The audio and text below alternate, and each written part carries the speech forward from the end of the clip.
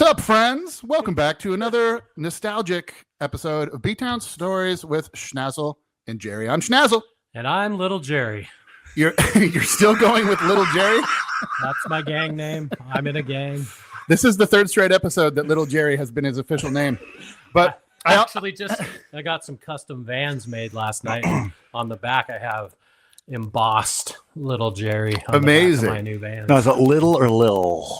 Well, it was Lil, but then it looked weird because it was two different size words, so I changed it to Little Jerry. Smart. More similar. So I just gotta say, we're already at the end of our season 3, dude. Can you believe it's come this far for B-Town Stories? I didn't even think season 3 would happen, just because I think we ran out of B-Town stories to tell.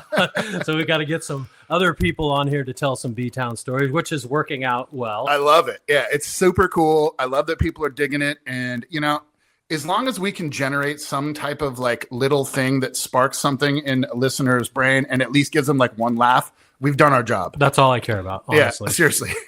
And so we've been putting this off for a while, all 3 seasons. And today we're going to get into this shit. We're going to talk about skateboarding in B-Town. And how much of a poser I was. I had Vision shirts, streetwear shoes, fucking brand new boards. No scratches on them. We'll get into. I was okay for a while, then I turned into my dad. That's then I became like an offensive lineman. So I'd like to welcome our special guests today, Blair Taylor and Ben motherfucking Hooker. What's up, boys? Good to be here. Right on. I just, you guys are like still doing it out there, right? Yep. Yesterday. For better or for worse, yes. Generally worse. Yeah, exactly. It's fun, and it's fun. For me, it was like, well, we should probably talk about the 90s and how it all kind of got going around here. I mean, I can go back 80s. further. Well, you can start in the 80s. Then. I could. So I don't know about what your podcast demographic is. So I don't know where we should start. This is the demographic. Right here. This is the entire audience. So, well, I mean, we were on the east side skating, right? I mean, we had the pavilion. Mm-hmm. Did you guys have you skated the pavilion recently? No, I have. Really? Yeah. That's that long curb that was there. Those curbs maybe a couple years ago. Me, Billy Kane. Oh, nice. Dude. A few others. Billy was the pav master, by the way. I mean, he had all the crazy tricks there. I used to chill with Billy. We were really good friends. Like, I remember being at Billy Kane's house when Welcome to the Jungle music video came out originally, and I waited for like 12 hours for it to play again and didn't go to sleep.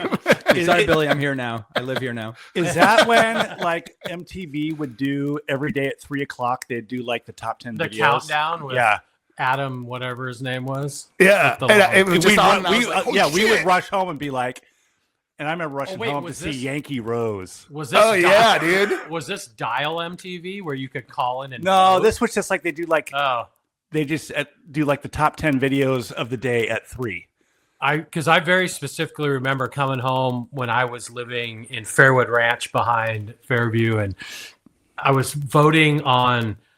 I would call in and vote for the Cult Firewoman because I wanted it to beat Sweet Child of Mine. Yeah, so that was the competition for a while. I think the Cult played like the Auburn Casino last year. Maybe. Oh, really? Yeah, they're really amazing, doing cool things. So, like Billy was always a great skater. Yes, still is. I remember riding my bike down Wheaton Way from East Side to like towards Silverdale, where it's down, and looking to my right and seeing Billy skate, and he was going full speed, and he could always like just straight up ollie up onto a curb, like flawlessly. Back when it was like I had to really focus to ollie, you know what I mean? Oh yeah, yeah. So Fred Meyer. Oh yeah. I remember when that first got built, and Ben and I, we were probably the first people to skate that. We had those that big tall curbs in the back. Yeah. Ben actually used to slappy grind onto those things, which was like kind of cool and also kind of anachronistic then, because they're like almost 2 feet, foot and a half tall. No, they were about. And they're like slightly slanted. Thanks, I appreciate you. But you kind of like you were ahead of the slappy trend revival. You like how does a slappy grind compare to a K grind?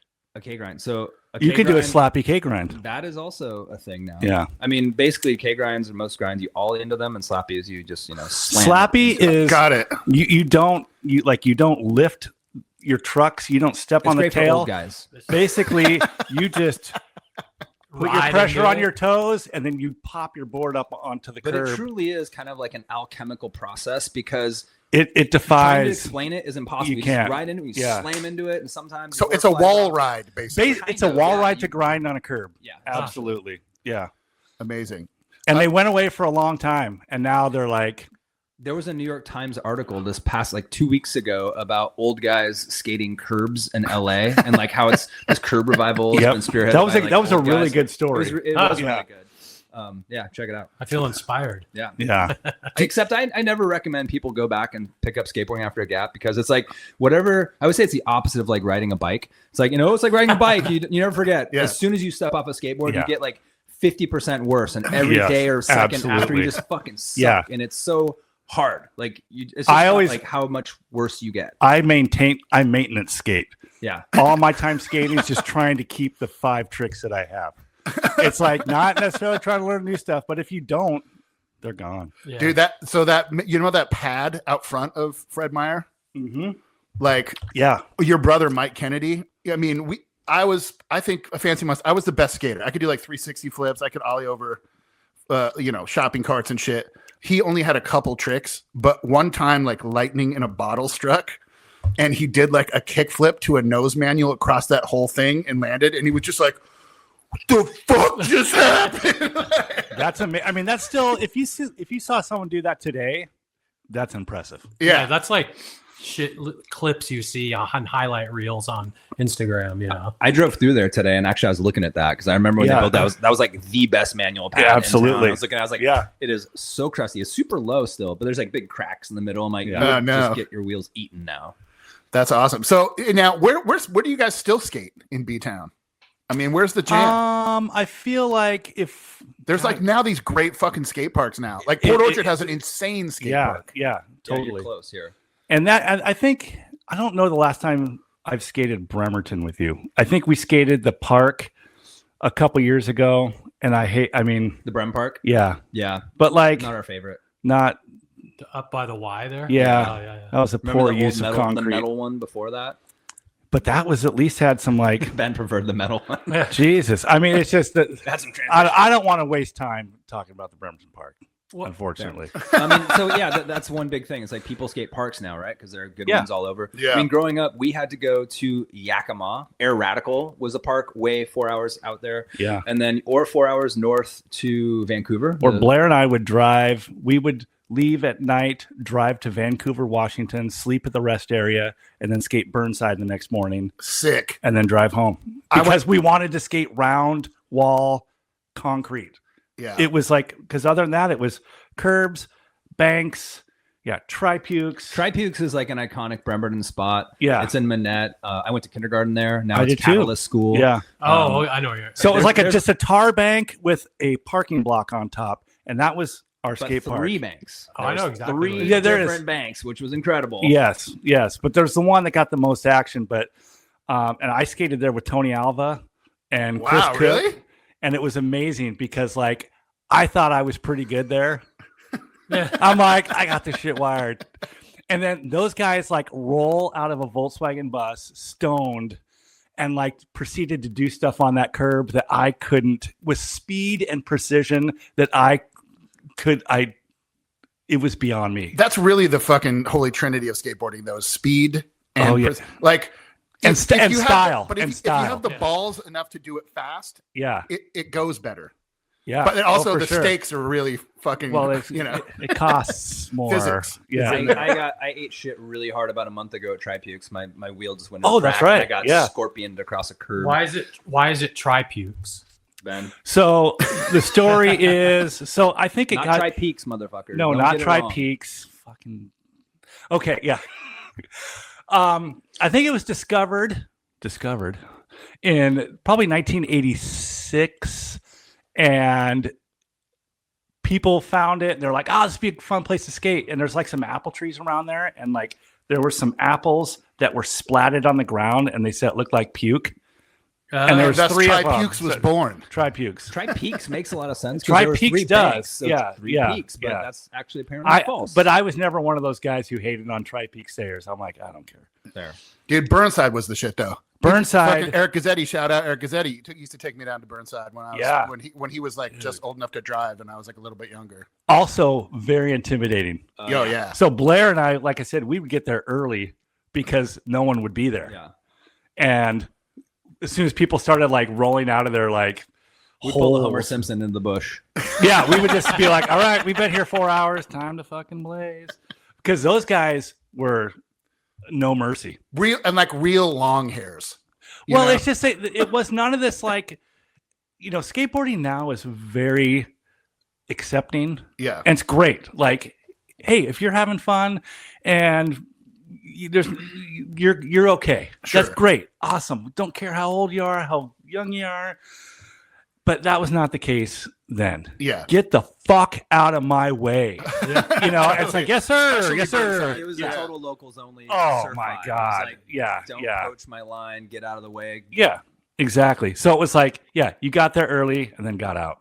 Or at least that was our strategy. Let me ask you this. Did Yeah. you guys ever skate Barb's in Auburn? Yeah, Yep. absolutely. I went to a skateboard camp that just happened to be by Barb's. It was actually, so growing up, there was this group called Radical Life. They were this Christian group that basically bribed kids into Christianity through skateboarding. We were thankful for it because they actually had this crazy old big hearse. I don't know if you ever went on these trips. But Billy Kane and Quinn Davis, all these guys did. So it was like a big hearse. And this dude who did not skate would drive us up to, again, Vancouver, Washington, or Vancouver, BC, or out to Yakima, and we could skate. But they had a skate camp, and it was like $100. And we went out there, me, Rob Mansfield, another guy, and some other dudes. Well, one of the campers there was Steve Olson, who would later become a huge pro for short. He's from Tacoma. He skated for Foundation. Oh yeah, I remember that. He got hooked up there for the first time, and it happened to be like half a mile from Barb's. So we go to Barb's, and one of the counselors was Eddie El Gato Elguera from H Street. Damn. He was the main guy. I don't remember. There was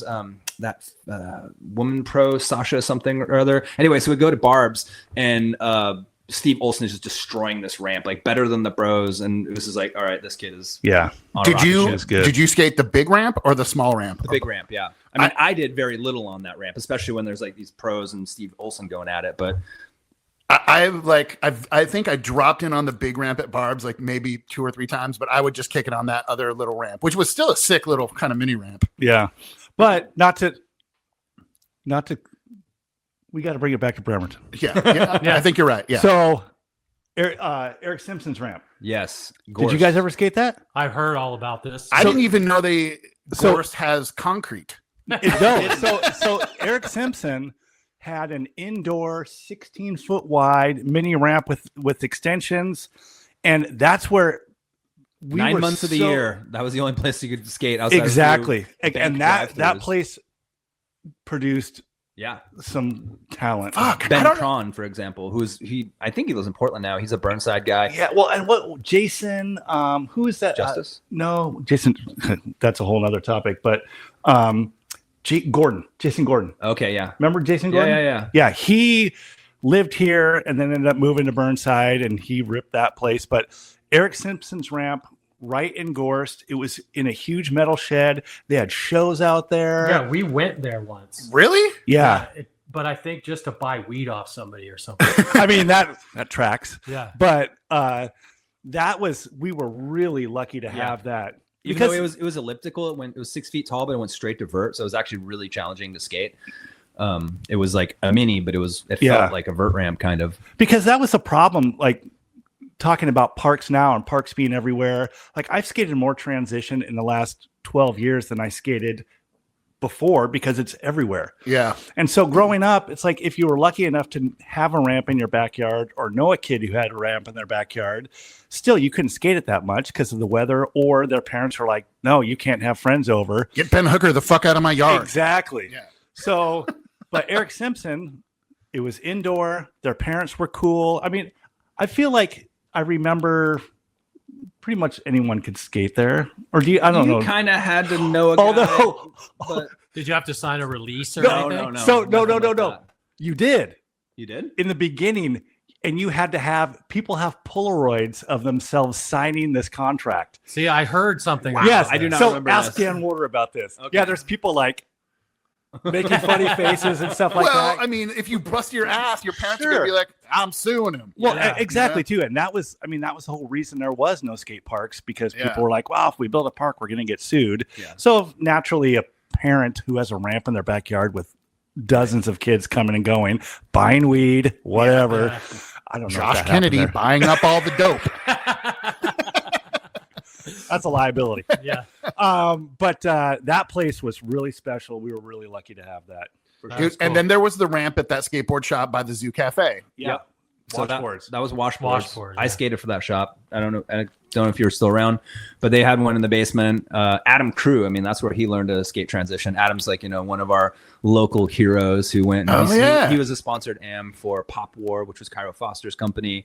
And yeah, it was adjacent to Cafe Zoo, so you go skate, and then you have punk shows. Yeah. We booked Defiance played a show there, which then the cops tried to shut down and turned into like a little punk rock riot out there. JJ Hewitt got detained in the back of a cop car momentarily for taking pictures, and Beautiful. yeah, that was a fun spot. It's actually now it's the B-town Tipsy shit. Blackbird is the new wine bar that's used to be Washboards, which was But to have a ramp in the basement. we would go there. We would go there. I in the love middle of that the night. ramp. We had a it was key, fun ramp. and there was like some like weird groundskeeper Willie guy that worked in there. I remember him coming down one night. We were skating, like, "What are you guys doing?" And we're like, "Well, Lisa Phipps was the owner's name, and there were a couple they split up, but she actually does real estate now." Yeah, I see her. I see her signs See your around. signs, Yeah. So she gave us a key, and we were down there. She's like, "What are you guys doing now?" We're like, "Well, we're just skating." She's like, "You can't do that late at night." "Yeah, we can." Lisa says, "Fine." It's like when he started kind of getting up in our face, he was like this old meth head dude, and it's like we're like teenagers down here in the middle of the night. He's like, "Get on with your bad selves, brothers." And we're like, "All right." Dude, I had one at like just a little sidebar about Zoo Cafe. I love that place. Oh yeah. They let me paint the sickest fucking graffiti mural there too. It was like if you walk in, like it was all on the biggest wall, like above the main window. I remember that. It said juvenile. I remember that. Oh yeah. Yeah, it was like, that was such a sick spot. dude, it was my sickest mural that I've ever painted, and I was like, I can't That's believe cool. I fucking painted that. I didn't even trace it or nothing. I was like, holy shit. Right on. Not to be a downer or anything, but George Eubanks, whose family ran the zoo, just passed away the other day. Oh yeah, actually, I went to see Neutral Boy at the Siren? Manette, and they Oh. gave him a shout out Oh, recently. R.I.P. George. yeah. Yeah. Yeah, but God, what a fucking good little spot that was. Yeah, for sure. What about Silverdale? Yeah, so at some point, I mean, Ben and I both went to Bremerton High School. We got Yep. learned there real well. Yep. And but then I don't know, when skateboarding hit its second wave in the 90s, Silverdale was kind of like the place, I guess. 'Cause Yeah, I think that was the third or fourth. third or wave. fourth. Fine. Target, Yeah, Target. dude, that had that Racks. long ass curb. The Racks. rack curbs were The sick. racks. That was. And then that was Safeway curbs. There's a red curb out there. Safeway Yeah. is like a parking lot. You guys probably hung out there. We hung out Yeah. there. Sure. Cafe Cafe Revista. Revista, get Yeah. a Max Rock and Roll, and skate this. There was like a red curb and a two stair, and we just skated there all night long. And there was lights and. What was ground that? zero Was for- it? Was it a Thriftway that had the bank to walls? Oh, you mean behind it? Theft Away? Nope. That's Yeah. that's Snag it. TJ Maxx. It's still there. Are those Bank banks to still walls, there? They're still there. That is a legit, very sick spot. Damn. Yeah, it is. Like It's crusty Not. as hell. Very. It's the kind of thing that you could see people destroy now, but like then it was like you're like, oh, that'd be so fun to skate, and then you try to skate it, you're like, this is really hard to skate. There's one part where there's a pipe that sticks up, and if you can go up over the pipe, wall right over the pipe, that was like. I never see kids just out skateboarding anymore unless I drive by location. They're Yeah. out on Yeah. Quincy Yeah. Square there or at this skate park. I never see I- kids just bombing hills anywhere. It's so I was in location, and I was like, because I see they'd post clips of doing stuff on the curbs out front, Uh, and I'm like, man, don't you guys get shit from the cops for that? They're like, no, man, they love us, and I'm like, big difference between. I mean, I fully was skating in downtown Bremerton, and a cop came around the corner, got sideways, sped up, slammed on the brakes because I was skateboarding just pushing down the sidewalk. Wow. Yeah, Like no. chasing it like a drug bust. Yeah. Dude, I was I like, mean, get in the car. I was rolling through Redwood Plaza once with like Jesse Oki, and like this guy came out of like a Kinko's or some shit and was like, I will kill you. Yeah. I beat up kids like you all the time. Oh yeah. So I'm just like, who the fuck is this guy? Redwood Theater was ground zero for skate culture. They used to have Northwest Records there. Oh yeah. Hole in the wall. I got my first skateboard there. I was going to say that's where I got my first skateboard. I saw Gleaming the Cube at the Redwood Theater. Oh, yeah. Lining up Sick. with all the skaters there. And I remember they had a skate jam there. And I distinctly remember being there. Ryan Hardesty, you, I was Dan there. Warder, Yep. and hearing the bass line to Fugazi Waiting Room for the first time, like sitting there and Wow. just like 100 heads all start to nod in unison. I was like, what is this? It's Minor Threat's new band. Oh, this is sick. And it was like, it was all happening right there in Redwood Theater. Crazy. Yeah, I didn't know about that. Well, so back to location. Mhm. When I was doing that Caballeros band show at the Redwood at the movie theater, I went down to location to see if they wanted to kind of co-sponsor it with me so we could, get more of a word out to the skate scene, not just the music scene. And those dudes are straight up drinking fucking tall guys in fucking brown bags right in front, right on Quincy Square on the main road. No one gives them a shit, like different times. Those guys are holding it down in downtown Bremerton. It's a great shop. They had one of their shop decks was the Hams beer can. And it said location. Rad. I'm pretty sure that's what he was drinking. Yeah. And on their Instagram was like 3 dudes with those boards, gold chains and tattoos.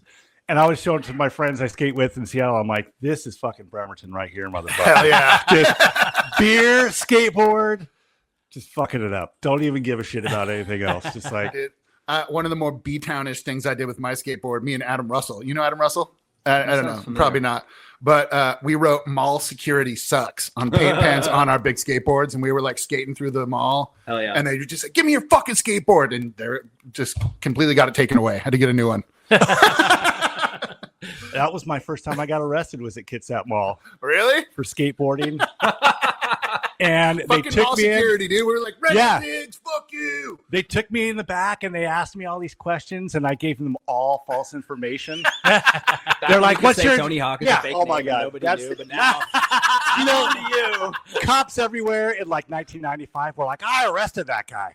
Bremerton, skateboarding. Long time ago. I knew him when he was nothing. But yeah, it's like I was just skating. There's like a little gap there. I was skating and they pulled up and I just took off running. And Yeah. they got me because I'm not smart about that. And they're like asking me all these questions and they have me in the back and they're like, "What's your address?" I'm like, 123 Mockingbird How about Lane." eat my asshole? Like, Eat just my give them asshole, all this stuff, and then they're like, what's the license plate of your vehicle?" I'm like, I don't know. And they're like, "Really? You don't know? How long have you owned that car?" I'm like, a year. And you don't know your license plate? I'm like, no. I don't even know I my know. license plate now. I have to look at my phone and be like, "What's?" Yeah. But they took my mug shot, and it was like me in Wow. a black flag shirt.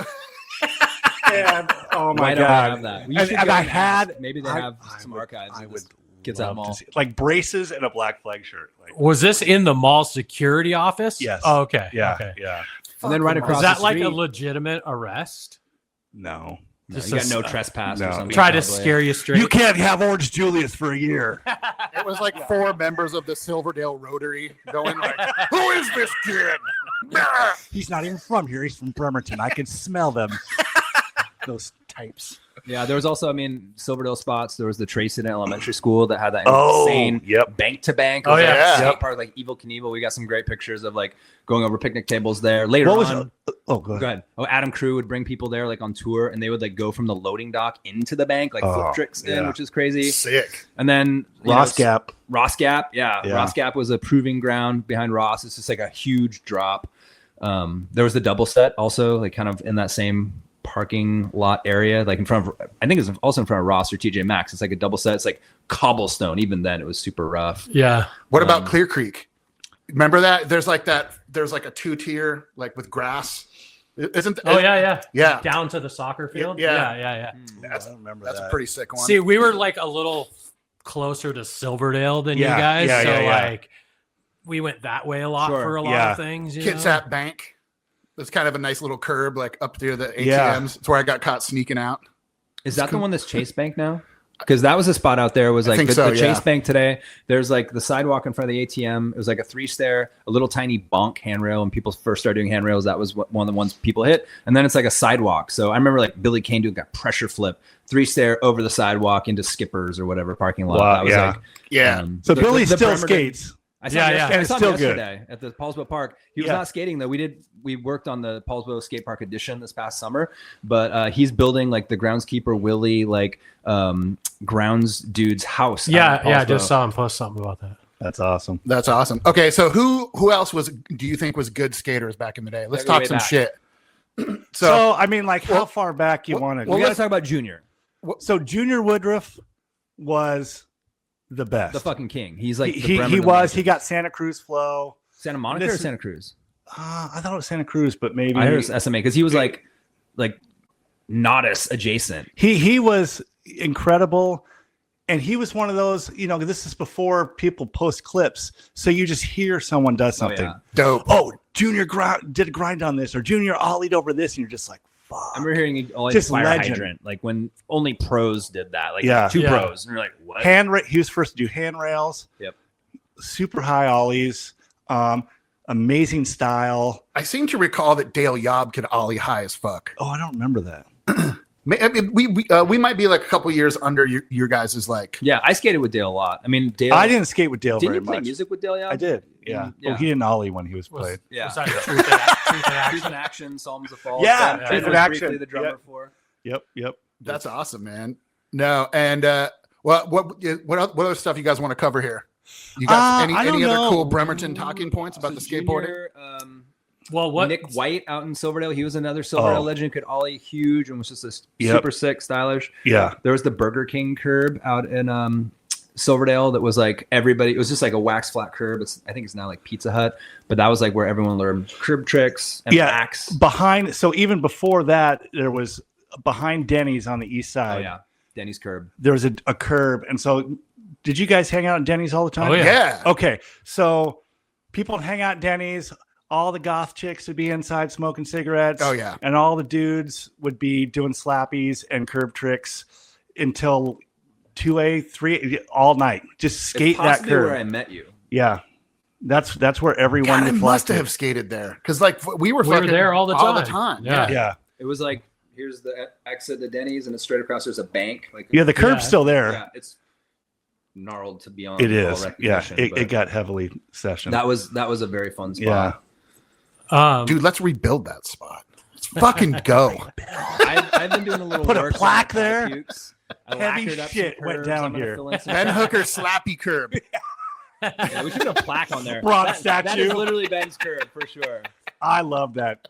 There's curb. also the park. I mean, we talked about, obviously it rains a lot. So the parking garage downtown was Yes, another important yeah. one. Oh, There was yeah. like on the second floor. For sure. Like a very mellow bank to a curb, like a taller curb that you could also kind of slappy onto, which they recently just capped because even the location guys were skating it. And then there was also like where the driveways go down. Yeah. There's like a bank to wall. Yeah. And you could like blast up the wall and then it drops down. So it makes it even higher. Then you have You- to land back in there. You were going 500 miles an hour when Yeah. you landed, and it was frightening. But that was a fun spot because Yeah. you could bomb it, you could hit the spots, and of course, eventually the cops or the security guards Oh, would come, yeah. chase you down. You pretend you're in like Thrashing or something. You're like doing the spiral downhill, going Yeah. down. You're right behind me. That was- you could dip out through like the side doors, like the Yeah. stairs, because they're on cars. So that was the first time I got chased on foot by a cop, and it was me, Junior, and Rico. Rico slayed the Denny's curb, frontside slappies. But we were skating in the garage. Cop pulled up. We bail. Fucking It's rad. raining outside. We get, because cops have a radio. They could be, Yeah. we got some fuckers running down Yeah. park or whatever. And so we got caught, and the guy pulls up. He's like, "What were you guys doing in there?" We're like, "Skateboarding." And his name, Officer Trudeau was his name. And he's all, "What were you guys doing in there?" We're like, "Skateboarding." He's like, "That's it. Skateboarding." Yep. You weren't stealing stuff. Nope. Then why'd you run? We're like, because we thought we weren't supposed to be in there. He's like, "I don't give a shit." Isn't skateboarding a crime? Yeah. And he's like, "I don't give a shit." And we're like, "Really?" He's like, "No, it's like, if you're just skateboarding, I don't care." So we went back, we're skating. He came back like an hour later, pulled up next to us. And he's like, "Isn't this better?" We're not out in the rain. You guys are having fun. Have fun, guys. Well, you raise an interesting point, both of you guys, because now what you were talking about is like skateboarding is so communal and so accepted now. Wasn't it kind of doper for there to be a little bit of element of danger? Of course. A little bit, but I was thinking about that because we got shit from everybody. Yeah. The guys in the Camaros driving down Perry Avenue. Jocks were a big concern. Thought you were gay. Oh, yeah. Skater fag! Yeah. Dude, that was I have a scar somewhere from I was skating down Pine Road. I live down Pine Road is fucking gnarly if you. Yeah, it's long and it's not super steep, but it's anyway. And someone threw a bag of bottles at me and hit me off my board, and I hit my forehead on the fucking culvert. And I was like, yeah. Up. I on High Street, I got my skateboard stolen by a couple guys in a Camaro. I got my money stolen from BMX dudes with Iron Maiden shirts that were my age. Hold on a second. And then you let a fucking BMX guy steal your money? Dude, those were big metalheads. I could not listen to Iron Maiden for a long time because they were like trauma response. They were just they were just riding packs. It'd be like dudes in Maiden shirts on BMX bikes. And I just remember them rolling up on us, circling us, just reaching in our pockets, grabbing our shit and fucking taking it off. And like our age, not like older, but then even the older skaters were dicks to us. Oh, yeah. Like I remember... Oh yeah. I will not say his name because he's a nice person now, but one of my friends, his name. No. Okay. One of my friends had the same skateboard as him, same deck. He was insulted by that, and he focused it. Fucking grabbed it, threw it over a fence. It was like, "Fuck you guys!" Oh my god! So even from other skaters. Food mentioned Vision Streetwear Poser. Like when I was growing up, I mean, there was no shop. So my mom would bring me down to Tacoma Mall for, whatever, back to school shopping. And one year they had Vision Streetwear fucking everything. And I wanted the older kids to like me. And I will name them names. Martin Elton. What are those other guys? Martin's still skating, I hear. He skated Tripukes with us when I moved back and I did a little jam there. But who else was in that crew? Just like the Bremerton Dirtballs, like Mike Poole, of course. Adrian Hoover. Yeah, all those guys. So they were a little older than me, and I was just this kook kid, but I loved skateboarding. And so I'm like, Mom, they got Vision Streetwear, we got to get it. So I fucking went to school junior high in Wheaton Way, or not Wheaton Way, but Perry. Yeah, fucking head to toe Vision Streetwear. Those dudes called me Vision Streetwear man for years. Now rewind, because then when they finally got popped for, I think it was robbing the Kids Up Sports. They went to prison. I remember coming back and they came to the skate park and they had to skate. And oh yeah, now who's skating better? Yeah. Quick question, tiny question. Off the top of your head, what was your favorite ever skateboard? Ben, go. Oh, Corey O'Brien. Okay. The real Jim Thiebaud hanging Klansman. Wow. I broke in Paulsbo. I had for exactly 3 hours. I bought it and we would go to Fallout Records, come back and skating in Paulsbo, Ollie to Gap, snap. I was like, no. Oh, that was a good one. My favorite was a bright neon green, Powell Peralta. I got it offline or out of a skate magazine. I ordered it, but it was the first board I ever landed a kickflip on. And then it just became the board that I could just do 360 flips on. So it was one of those milestone boards where you're like, California cheapskates. Yeah. Oh, that's where I bought all my shoes from. Yeah. I'd give my mom cash and then she would use her credit card. Because if you paid with a check, it was 4 to 6 weeks after the check clears. It's not even that size anymore. The first board I ordered off of there was that Neil Blender coffee break. Oh, yeah. It was turquoise. It was the coolest looking thing. But you could get it COD. So I just had to make sure that I was there when it got delivered and paid cash on Ben, where did you get your first board? Kids App Sports. Actually, my very first skateboard was Value Giant. Wow. You remember Value Giant downtown? I had a Volterra from there. I upgraded. I had the Veriflex Eliminator. Oh, nice. Fuck, that's old school, a tough dude. name. $39.95 complete. Every guard weighed So much 600 plastic. pounds. Yeah, that thing was huge, dude. I mean, I was definitely the Back to the Future generation. Oh, yeah. All of a sudden, everybody got Volterra. skateboard, 1985. Yeah. And we used to skate at Olympic View Elementary, which when you come across the bridge is just that flat area. But there's still the reservoir there. And they would let us during recess go out there and I remember 3rd and 4th grade. It was second and 3rd grade. It was breakdancing. You'd be out there with cardboard and boom boxes, parachute breakdancing. pants. And then it was skateboarding. Everyone was skateboarding, push around. And then like one year to the next, it just like wasn't cool anymore. And everyone stopped, and it was like 3 of us. And we're like, what's going on? People started like looking at us weird. But I remember getting my first board up at or asking for Christmas from Santa at Northwest Records. Go down to Manette, go down to what we called Stoner Park. We used to go up above and throw rocks at the people. We could do a whole out. episode on that. I leave my brand new, beautiful Vision Mark Gonzalez there, and I go down to the beach, flip some rocks, and come back up. And there's these 2 older homeless guys in a Volkswagen or like a bus, and they stick it in the back. And I'm like, 12. I'm like, what am I going to say? And I'm like, there goes my brand new skateboard. It's Christmas Day. Dude, I feel so bad for you guys. It seems like you were just like kind of like bullied by long hairs and just people were jacking your shit, It wasn't cool. Skateboarding was not cool. No. Oh, one quick note about the Thebo board. That was my senior portrait. It was taken in Gasoline Alley. We got to talk about Gasoline Alley. And I'm like, have my skateboard like this, and the graphics are that Klansman hanging, and I just remember they had to like crop in. You can kind of see Santa Cruz on my shirt a little bit, but they had to like, okay, we can't have a. You're just like an extreme close up. We don't want to alienate the Klan parents in Bremerton High School. Come on, guys. I love it. I thought that would be a funny thing to add to the marketing of this episode to all of us. Get a picture of us when we were like skateboarder kids with Tony Hawk hair. Yeah. The McSqueeb. Yeah. Oh, yeah. I love it. I think we should probably tag in our producer, Kevin Jones. I bet he has some good questions for you guys. K-Pro, you there? Yes, and this is truly one of my favorite episodes. This has been so fun, especially too. So many things to relate to. First off, got to talk. Well, for one, asking if Brian ever hung out at Denny's is pretty hilarious. It's like we just had an interview with the guy who was like, you hung out at Denny's all the time, right? That was what you were known for. But no, so the Vision thing, that was real too. Like Vision and Fair Flex. You might as well just like put out a signal that you were a poster. Even though I learned how to ollie on a Veriflex, it was a great starter board. But I still remember my sister giving me a Vision fanny pack and wearing it to school, thinking I'm so cool. And having one of my friends take me aside, he was like, "Hey, buddy, do you know what a poser is?" Like, Oh yeah. Same thing. I was at the mall in a Vision Streetwear shirt. And I took like a bandana and tied it around my head and had some like Converse. And I was like, I want to be a skater.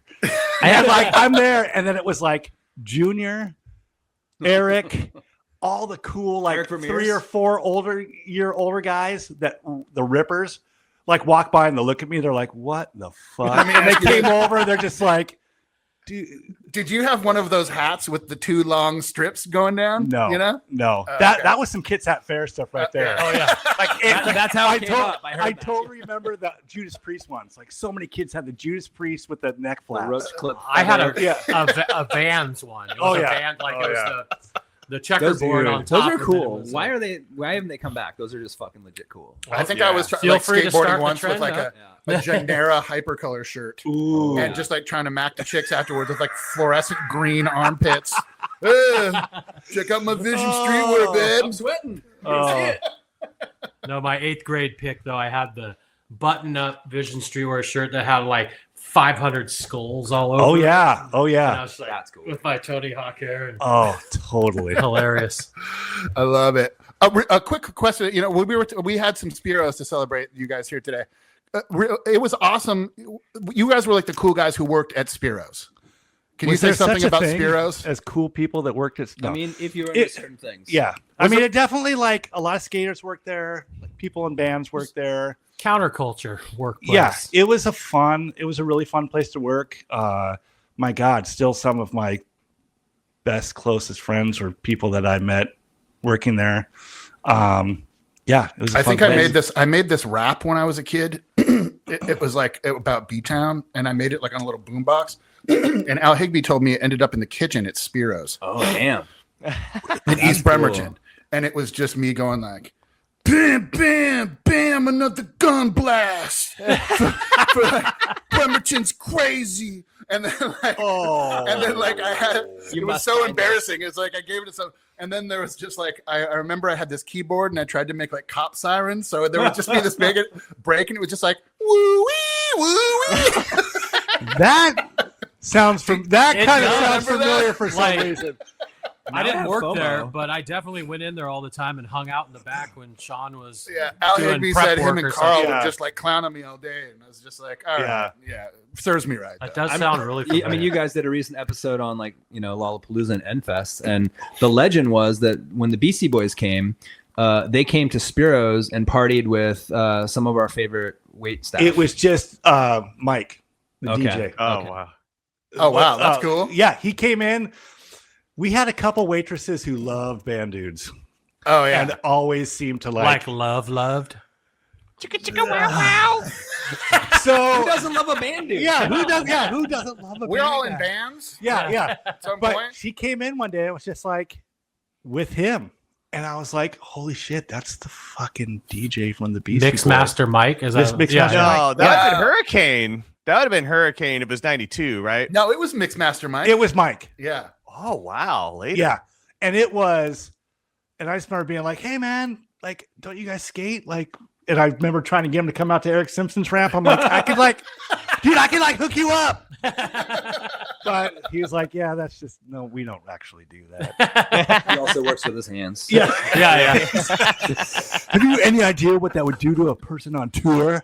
I remember those days. So do you do that Atomic Children page? Yeah. Oh, So shout what- out to this. Talk about your Instagram. Yeah. What's Yeah. the Atomic Children? So Tell us Atomic about Children, that. it's been a little, under posted lately, but it's kind of a Kids App skate history Instagram that started as a blog actually that me and Quinn Davis did, and it's named after different generations called different things. I think the location guys call it the Gray Bank, but basically really? it's downtown. It used to be called the Atomic Children Bank because on the wall there it was spray painted, "We are the Atomic Children," or "We are Atomic We Children." are Atomic Children. And it's just like a fun bank. It's downtown Bremerton. It was scummy, and so we wanted to like get old skate pictures and put them out there. And it's been cool because like actually some of the location dudes, now I'm forgetting which one, I'm blanking on his name, but anyway, his mom was like an old skate punk back in the day, and she took these incredible pictures. And my favorite one is one of Junior and Lenny downtown, and Lenny's got like a mohawk, and Junior's got like a Sex Pistol shirt, and they're just like, it's just very crusty Bremerton, like probably late 80s. And Yeah. it's like my favorite Bremerton skate shop. Lenny Probably from earlier than that, yeah. Galleon's Lap. Yes. Lenny was in Galleon's Lab. Yeah, Now that's Yeah. Shared, I've done my research. shared bandmates with Foo Fighters. Yeah. and Nate many Mandel. other bands. Yeah. Sunny Yeah. Day. And, And then also the wow. drummer from Christ and Crutch was in that band. for Eric a while. Ockrey. Yeah. right? Yeah. Great band. I love that I band. love. Yeah. Oh, totally. I found some recordings that Tony Reed had done, Oh yeah. like early Tony Reed stuff. Yeah. Oh, He said he recorded it at like the 8th Street House. I don't know Oh what that was. my I wanna God. hear That that. so that is right down. Remember where like Bremerton Tire was? But there's that 7-Eleven down there. Yeah. Yeah. So about a block in from there was the 8th Street House. And it was a notorious party house from probably the mid 80s up until, I don't know, late 90s. And one family owned it. And each kid pretty much like lived in it at some point, and they were all punk rock dudes. And so it was just always a party house. Oh, nice. Dan, Rad. Dan Hill's parents owned okay. it. Okay. And it was always something was going, there was always something going on at that house. You would go there any night and there would be at least 30 people there. Dan Hill from West Side Burrito Yeah. Connection. Yeah. Mhm. Yeah. His parents owned it. Did And he then also Dan work at bought Spiro's? Dan never did that. Okay. Yeah. Oh man, but I just want to say though too, like talking about the importance of skate shops too. You Mhm. mentioned Fallout, such a huge deal. My brother-in-law is Tim Hayes, who used to own Fallout. Right on. Yeah. He still skates today. Yes, Every I- birthday, he does as many grinds as years that he has. So he's like doing like 68 grinds. And he Amazing. films them all. It's amazing. I also wanted to show off. I had to run and get my first. I found this recently. This is my first bit of skate ephemera, a skate rags hat. Oh, yeah. yeah. Yeah, no, but like Rad. we got to talk about our world, how important Yes. that was, 'cause especially too, because that was at the time that everyone, when they look back, they say that was when skateboarding was dying in the early 90s and stuff. Oh, But yeah. I Where was remember our reading world? Thrasher and thinking it was Our so world- great getting all the the airwalks of those times with all the Yep, ollie carts and everything. But first off, I wonder, does anyone remember there was a skate shop in Port Orchard, I believe? That's where I bought my first first complete, which was a Acme 105 ply. Olympic Schwinn, isn't it? Oh yeah. Oh, down on Bay Street. Yeah, Kelsey Curtis held that down for a very long time. Yeah. And actually, if you go there today, it's this dude, the guy that's owned it forever, and it's like a bike mausoleum. You can barely get in there because there's just bikes. And if you go back, which I have, because he leaves it open, he must own the building. He's got old skate He's shit. got back old there. skateboards, and he won't sell them. I've tried to make it. Oh no, no, dude.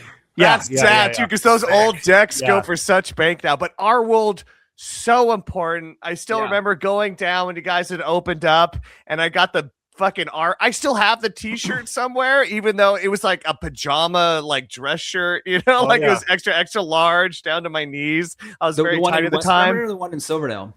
I believe the one Bremerton. Okay. Yeah. So the one, I remember, the one in Silverdale was in where that flower place right next to the flower place. The Then original Bremerton one was on Burwell, in that tiny little shack thing. It was like a garage that someone converted to a shop. Yeah. It was tiny. Yeah, shout out to Sean Barango, who was a Navy dude from San Francisco, came up and opened the shop. And we all he seemed really old to us. He probably wasn't that old. Yeah, he's probably 24. Yeah, exactly. and he did a lot for the skate scene here. Because really turns out later on, he was legit tight with all the SF dudes. So he brought the Think team up, Wade Spare, all these big name dudes skated the Bremerton High School parking lot. We had jams there. With, that fake demo was so rad. I still remember Don Drehobel setting up a launch ramp into a pickup truck and doing cannonballs into the back of the pickup truck. That was a fun. And then a little later, jam.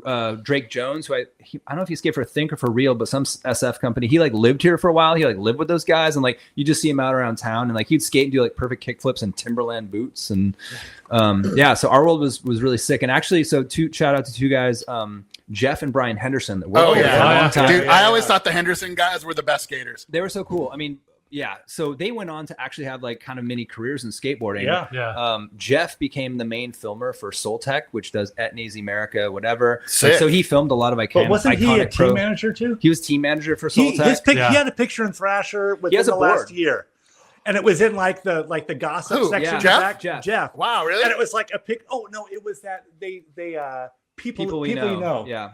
And it's this thing that they have. They'll take a pro skater, and it's just people that they remember throughout their skate career. And one was Jeff Henderson, in bed, making this face. I'm he has I know that guy. He has either a toy machine or a foundation board with his face on it. It's like a filmer board. So he went there, and then his brother Brian, and they had a mini ramp, a little indoor mini ramp out in Silverdale. Yes, I skated that one a couple times. Bob Nels Nelson. And So he ran Scary Kid skateboards, which is a pretty sick California thing. So they're both still pretty engaged. But I actually got really lucky skateboarding around the Henderson guys, and I always performed a lot better.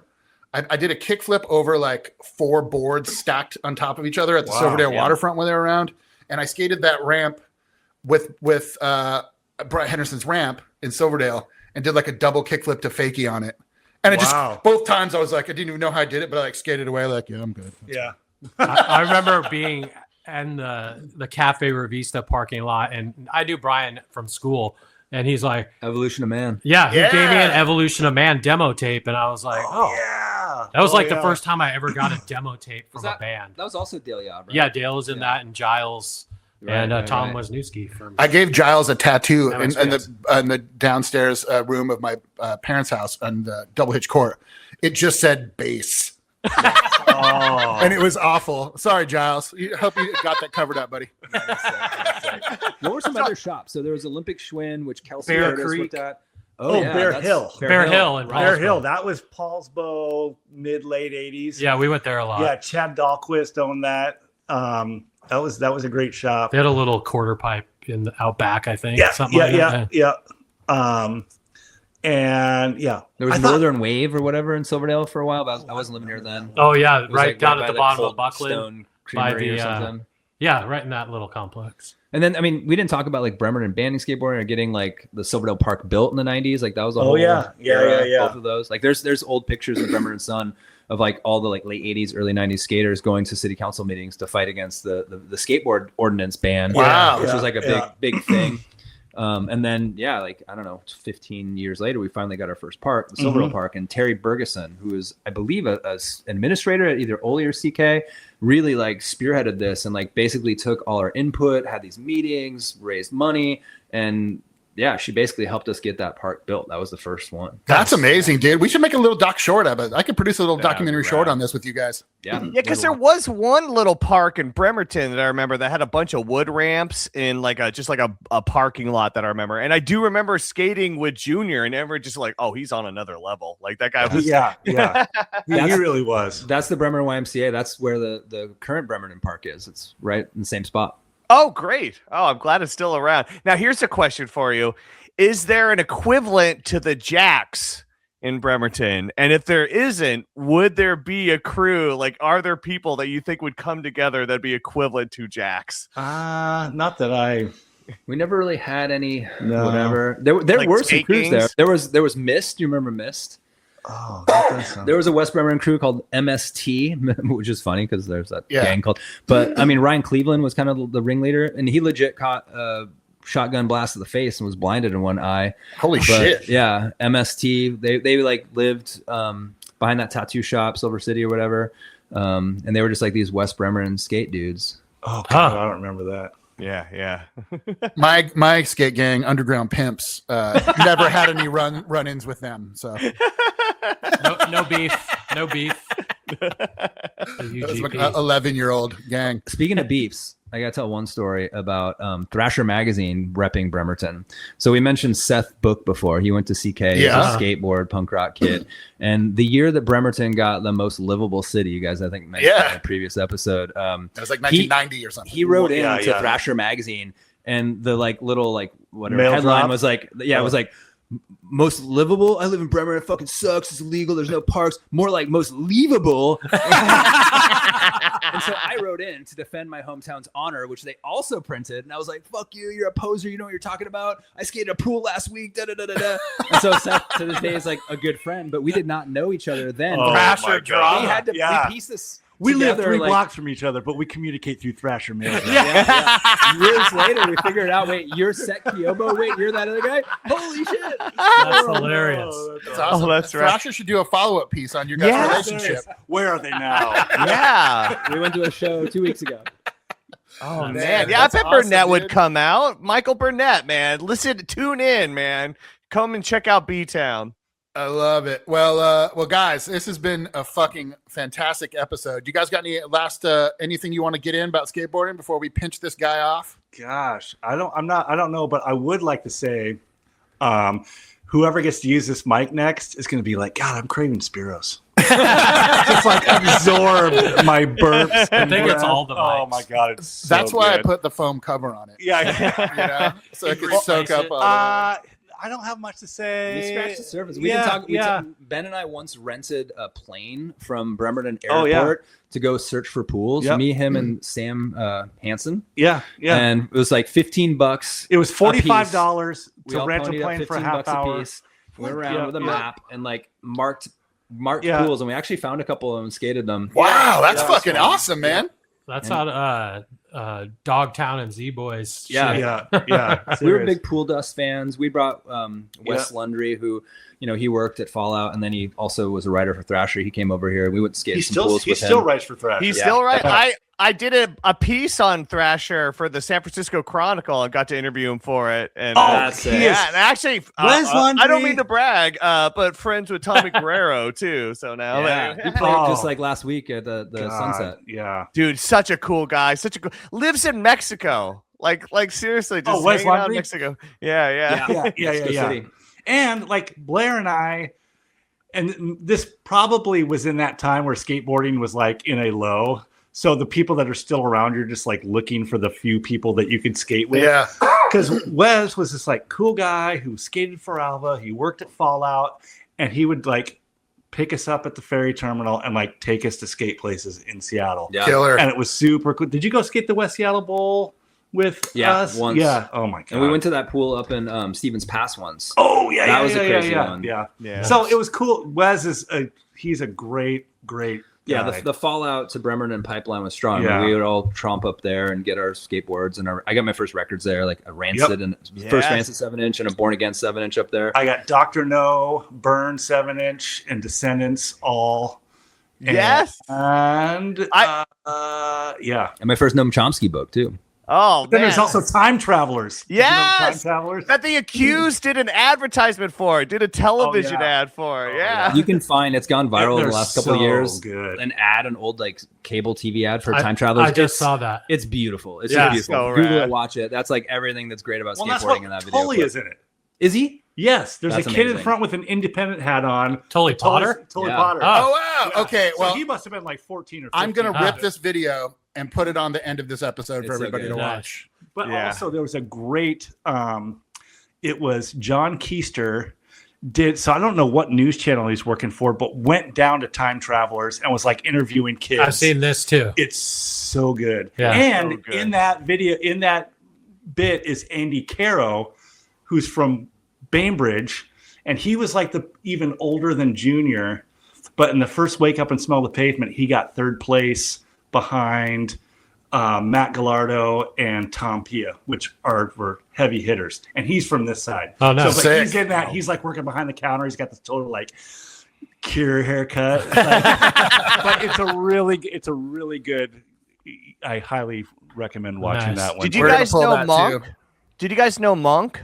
Before he died? Not really. I mean, I just knew him from skating around Seattle, but like, and he built all the. I mean, that All the guy. things. Marching away.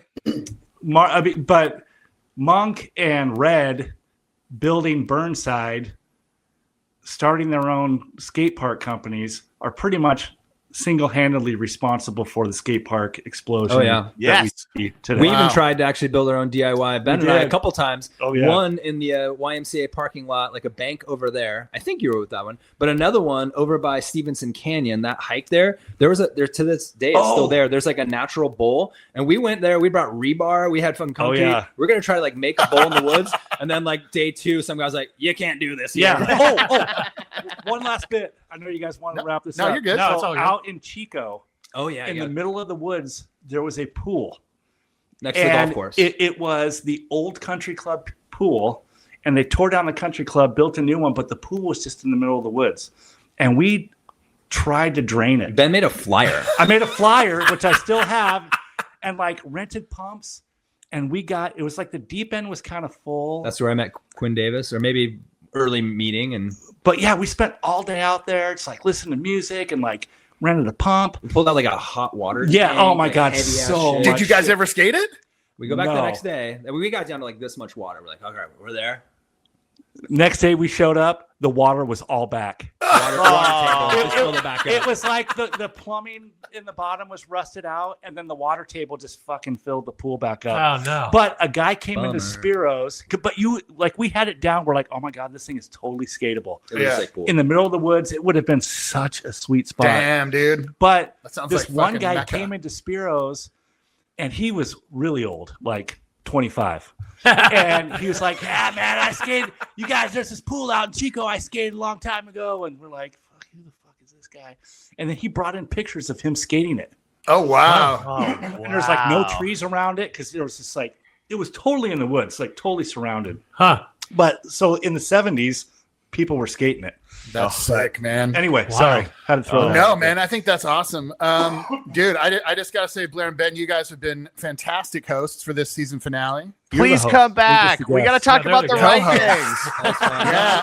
I love the podcast. We're It's still very overdue. new to So. this. So. Yeah, no, I also got to great. say, Lagar, it's been awesome to do 3 seasons for you Oh, so yeah. far, man. And I also It's a real special hoot. special shout out to our brand new producer this year, Kevin L. Jones, for coming in and making us seem a tad bit more professional. Congratulations, Thanks, you guys. Kevin. That's awesome. Yeah, no. So Onward and upward. I yeah, say. so I think I got some shit to do for like a month or two, and then we'll get back in the lab. But I think it's a good time to pinch this season off. yeah. Thanks again, Blair and Ben. Happy It to was be here. Probably Yeah, the it was most fun. professional sounding episode we've done so far. That was super fun. It sounded like a real podcast. Yeah, no, man, I love it. Well, we'll get you guys back on next season. So, anyways, for B-Town Stores, my name is Schnazzle, I'm Jerry. I mean, little Jerry.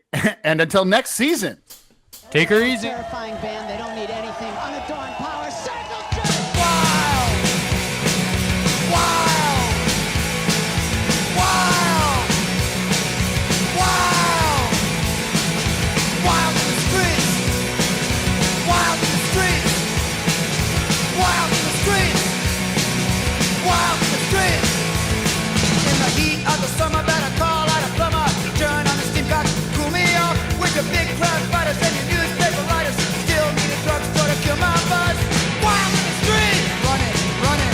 Wild in the streets, running, running. Wild in the streets, running, running. Wild in the streets. 64 valiant, handful of Valiums, couple of beers really do me right. You better believe us, better trust us, teenage giant. B-Town Stories is a Red Cobra production, created, produced, and written by Schnazzle Simpkins and Jerry Lagar. Also produced by Kevin L. Jones, with theme song by the Supple Dongs and logo design from Darren Chalman.